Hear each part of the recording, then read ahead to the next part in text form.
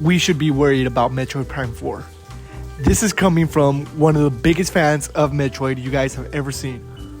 My first game was Metroid Fusion, which is unanimously agreed within the Metroid community that it is one of the weakest games, and it is still peak gaming.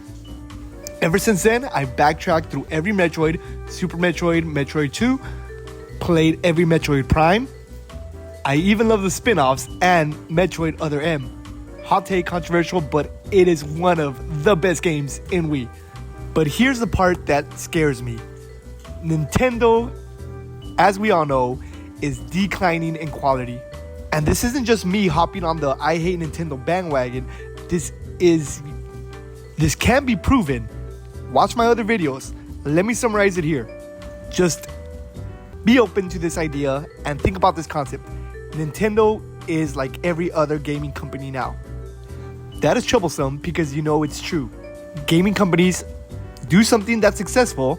Either they make it or they buy it from somebody else. They see that success, they repeat it as closely as possible, and they run it to the ground, leaving no trace of what made that game special, what had passion in that game, the engagement in the game along the way. And now Nintendo's like everybody else. They're relying on old IPs, which Nintendo has always done. There's nothing wrong with that. But they're doing this with them. Just like every other major gaming company is doing this with it. They're overblowing their budget on things that don't matter to the game. Things like graphics. Things like open world. Things like over-design or stuffing their game with checklists, making the game worse. The second thing, which is the repeat part of this portion, is the running down the story. You can see here, this story is really out there. It's kind of a stretch for Samus. Sure, she's a bounty hunter and stuff, but there is more to the story of Metroid Prime that can be told. And this, having her stranded in a planet, that is a concept that you have when you run out of ideas. It's something that they're doing. Hopefully I'm wrong, but it's something that they're doing because they want to repeat that same flow that every other game had, which leads perfectly to problem number 3, a repetition, a exact repetition. It's not a coincidence that this gameplay showed us the lava stage. It's not a coincidence that this gameplay showed us ice.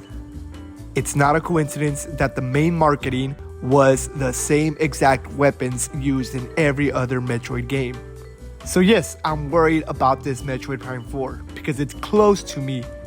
I'm emotionally attached to this story. But video game companies are desecrating what is great games. And now I'm afraid because Nintendo is becoming like other gaming companies that they're doing the same with Metroid Prime 4. They're going to overbloat this.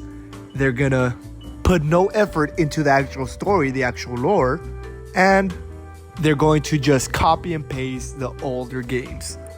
This isn't me being cynical. This is me being realistic. You know video games are doing this. You know we have an oversaturation of Call of Duties. You know we have an oversaturation of Assassin's Creed. Nintendo is next. And all I'm saying is I'm worried about Metroid Prime 4. You should be too. Don't buy the game. Do yourself a favor. Wait till people review it. Vote with your wallet. Let Nintendo know this isn't okay. Let them know you want more, you expect more from the media that you consume. With this practice, if the game turns out bad, Nintendo will go back to the drawing board and produce better games.